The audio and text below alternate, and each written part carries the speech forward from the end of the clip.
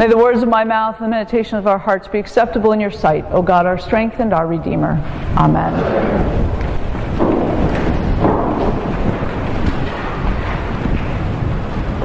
When I was a child, we would wait with great anticipation for my grandmother's arrival. And it wasn't just because we liked my grandmother, it was also because she always brought us something. It never failed that she would bring little toys and candy and all kinds of things. And so when we knew she was coming, about an hour beforehand, we would all gather at the window in the back of our house because we could see down over the hill to the road that she had to come up to get to our house. Unfortunately, my grandma also was always late. So if we were sitting there almost an hour in advance, sometimes it was an hour and 15 minutes, an hour and a half before my grandmother would arrive. And of course, about every 3 minutes, we were yelling to my mom, "What time is it? Is Grandma coming yet?" We had an enormous sense of anticipation for my grandmother's arrival, and also a significant amount of hope that not only would Grandma's visit be enjoyable, but we would also come away with some goodies and other things to enjoy. And these feelings of anticipation and hope, of course, carry through our lives into all kinds of other places, other times of anticipation, other times of hope. And these are really the themes that are running through our lessons this morning. We're still at the end of Matthew's Gospel, as we have been, and we're almost at the end of our church year.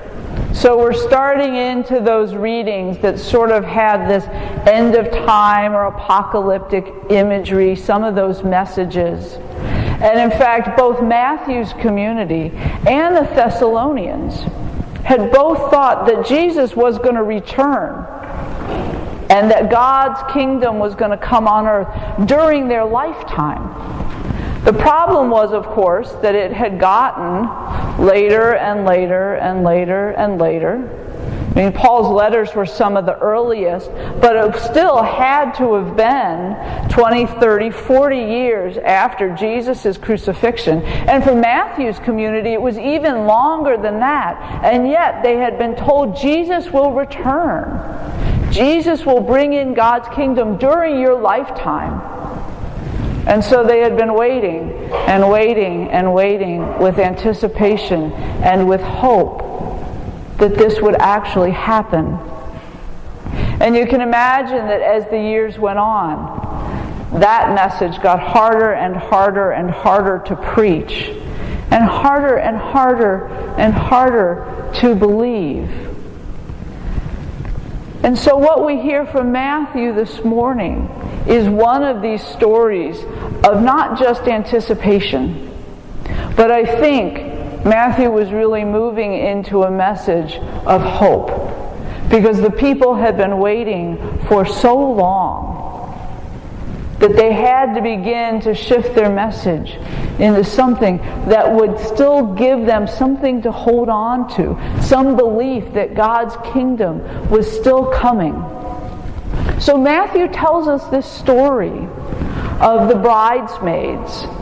And you have to remember that in Jesus' time, the bridegroom would have gone to negotiate the bride price with the bride's husband, or the bride's father. And so, the bride is waiting with her bridesmaids, and the groom has gone off to negotiate a suitable bride price. Well, I can only imagine, since it takes him so long, that they must be arguing over what this woman is worth. Right? Because women were simply chattel property at that point, essentially bought and sold. And I don't know whether she was maybe a terrible cook, and so the groom was like, I'm not going to pay that much for her. This woman can't make any kind of food. So the bridegroom and the father were arguing over the bride price, and the groom gets delayed. And what's really interesting in this story is that all those bridesmaids fall asleep. Every single one of them. It's not as if 5 stayed awake and were the good bridesmaids and 5 fell asleep. They all fell asleep. But none of them were really ready when the bridegroom finally arrived. But I think the 5 that we would call the wise were actually those who had some imagination of what would come next. Perhaps they were those who lived in hope for the future, knowing that they were going to need that oil at some point in time. Maybe it wouldn't even have been that night, but they were still going to need that oil.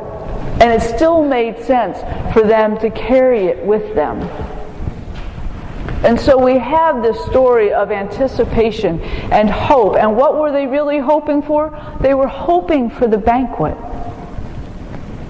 They were hoping for the possibility of what was going to come to them. The joy of being together to celebrate the wedding. And so Matthew tells us this story of being ready, of anticipation, and then also reminds us through the story that the reason we are waiting there is the hope for the future. And I think this theme, of course, runs through all of this apocalyptic literature, all of this sort of end-of-time literature, because the people were wondering what was going to happen. How were they going to survive? Why had Jesus not returned yet? Why were they still waiting? And Matthew is saying, yes, we are continuing to wait, but we are not waiting without hope. We are waiting with hope for the kingdom. We are waiting with that hope for the future. And as that community continued to live with hope, I think that is one of the themes that also comes down to us from our ancestors in the faith, is this continuing to live with hope. Hope is a powerful thing. Hope has the possibility to change lives and to change the way we choose to live. I read a book some years ago by a medical doctor who was an oncologist. And he did just a series of surveys with his patients. And some of them were extraordinarily sick with cancer. And what he discovered was that those patients who lived with hope, whether it was hope for a cure, hope for heaven, hope for a good life for their families once they were gone, whatever it was, those people didn't live any more often. They died with the same frequency.